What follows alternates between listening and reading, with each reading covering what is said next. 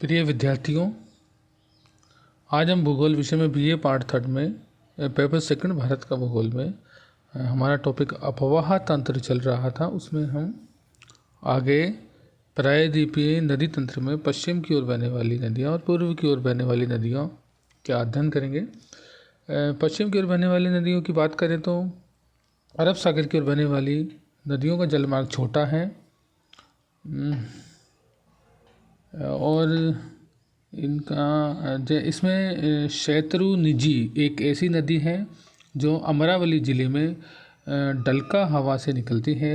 भद्रा नदी राजकोट ज़िले के अनियाली गांव के निकट से निकलती है। ढांडर नदी पंचमहल ज़िले के घंटार गांव से निकलती है। साबरमती और माही गुजरात की दो प्रसिद्ध नदियां हैं। नासिक ज़िले में त्रिम्बक पहाड़ियों में 670 मीटर की ऊंचाई पर वैतरणा नदी निकलती है। कालिंदी नदी बेलगांव ज़िले से निकलकर करवाड़ की खाड़ी में गिरती है। और बेदती नदी, इसके अलावा शरावती नदी पश्चिम की ओर बहने वाली कर्नाटक की एक प्रमुख नदी है। गोवा में भी दो महत्वपूर्ण नदियां हैं, एक तो है मांडवी, दूसरी जुआरी। इसके अलावा केरल की सबसे बड़ी नदी भरतपूजा अन्नामलाई पहाड़ियों से निकलती है। इसे पोनानी के नाम से भी जाना जाता है। केरल की दूसरी सबसे बड़ी नदी है पेरियार नदी और अन्य नदी है पाम्बा नदी। पूर्वी की ओर बहने वाली छोटी नदियों की बात करें तो इसमें स्वर्णरेखा, वैतरणी, ब्रह्मणी, पेन्नर और पालार प्रमुख है। अब हम बात करते हैं नदी बहाव प्रवृत्ति की। एक नदी के चैनल में पूरे साल जल प्रवाह के प्रारूप को नदी बहाव प्रवृत्ति कहा जाता है। उत्तर भारत की जो नदियाँ हिमालय से निकलने वाली बारहमासी नदियाँ, क्योंकि ये अपना जल बर्फ़ पिघलने तथा वर्षा से प्राप्त करती है, जबकि दक्षिण भारत की नदियाँ हिमनदों से नहीं निकलती, जिसके कारण इनके बहाव की प्रवृत्तियों में उतार चढ़ाव देखा जाता है। इनका बहाव मानसून ऋतु से काफ़ी ज़्यादा बढ़ जाता है। इस प्रकार दक्षिण भारत की नदियों के बहाव की प्रवृत्ति वर्षा द्वारा नियंत्रित होती है, जो प्रायद्वीपीय पठार के एक स्थान से दूसरे स्थान पर भिन्न होते हैं।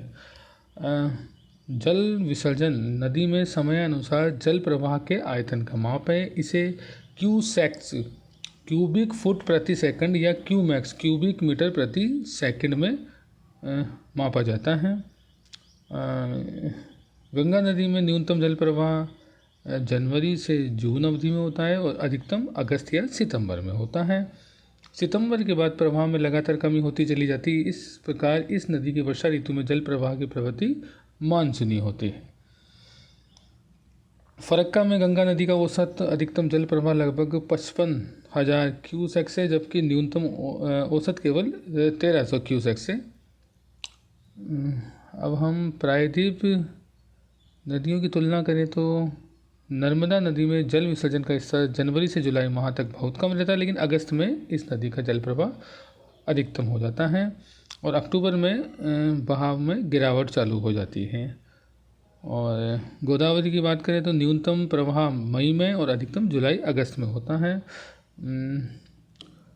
इसमें अब हम बात करेंगे हिमालय में प्रायद्वीपीय नदियों की तुलना की।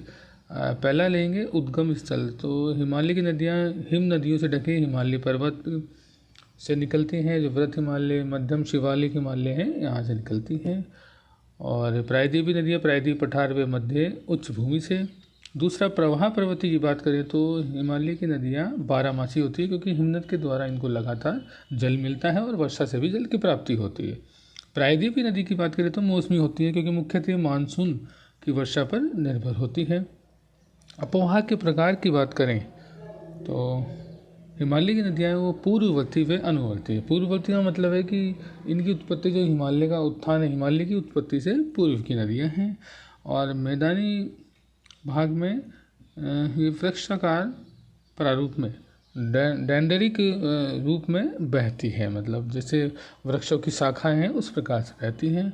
और प्रायद्वीपीय नदी में अध्यारोपित या सुपर इम्पोज्ड पुनर्युवित नदियाँ अरिये व आयताकार प्रारूप बनाती हुई बहती हैं।